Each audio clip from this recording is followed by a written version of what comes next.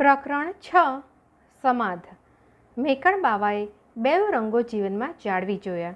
જળ્યું તેટલું લોકોને દીધું અને જુવાનીની વિશુદ્ધિ જાળવી.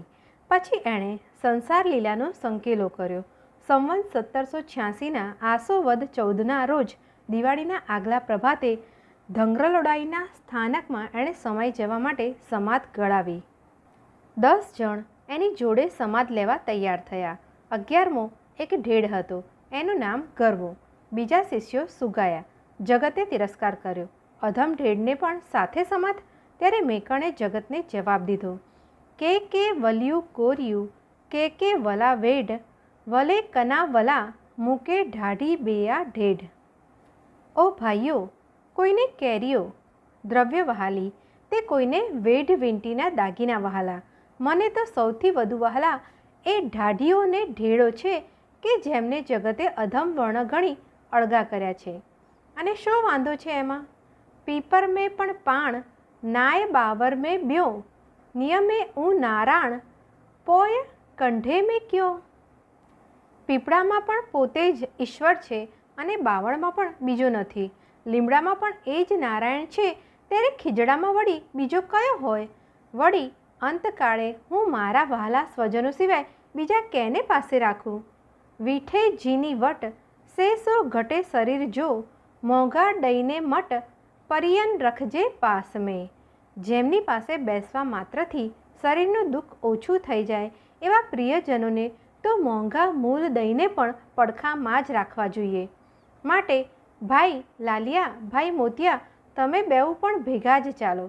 તમને હું અળગા કેમ પાડું? મારા સાચા ટેલવા તો તમે જાનવરો છો. મોતિયા લાલિયાની પણ સમાધ ગાળી રાખો ભાઈ. એમ મેકણે મૃત્યુમાં પણ જગતના ભ્રષ્ટનો સાથ સ્વીકાર્યો. સમાધો તૈયાર હતી. ઉત્સવ ઉજવાઈ ચૂક્યા. સમાધમાં બેસવાનું ટાણું થયું. તે વખતે ઢેડ ગરવો બહારગામથી આવ્યો. ગરવા ભાઈ ચાલો. ગરવા વિનંતી કરી, બાપુ આવું. છોકરે કે કૂછિયા, હું મારા છોકરાઓની રજા લઈ આવું. ભાઈ મોડું થઈ જશે, હમણાં જ પાછો વળીશ. ભલે ભાઈ, જઈ આવ. પૂરી વાર વાટ જોયા પછી પણ ગરવો ન આવ્યો. વેળા થઈ ચૂકી. ચોગડિયું ચાલ્યું જતું હતું. મેકણે કહ્યું, ભાઈઓ, ગરવો તો ન આવ્યો. ગરવે ગોદડ ખણિયા ઉગમતે પ્રભાત ગરવા બચારા ક્યાં કરે માથે ઢેઢન કી જાત. એમાં ગરવાનો બાપડાનો વાંક નથી. જાતનો સંસ્કાર નડ્યો એને. ચાલો ભાઈઓ, જી નામ. જી નામ પોકારીને સર્વે સમાજમાં બેઠા. તે જ વખતે દોડત ગરવો આવી પહોંચ્યો ને બોલ્યો, બાપુ હણે અચા. બાપુ હવે આવું? હાણે અભા, અતે જ રહેજે. હવે તો ભાઈ ત્યાં જ રહેજે. પછી તો 11 જણા એક પંક્તિમાં સમાયા. લાલીઓ મોતીઓ મેકણની સામે સમાયા ને ગરવા ઢેડે થોડે છેટે સમાધ લીધી. આજે એ થાનકમાં 11 સમાધો દેવળની અંદર છે.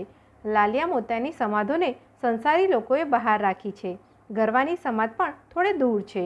હિન્દુ, મુસ્લિમ, હરિજનો સર્વના ત્યાં મેળા ભરાય છે.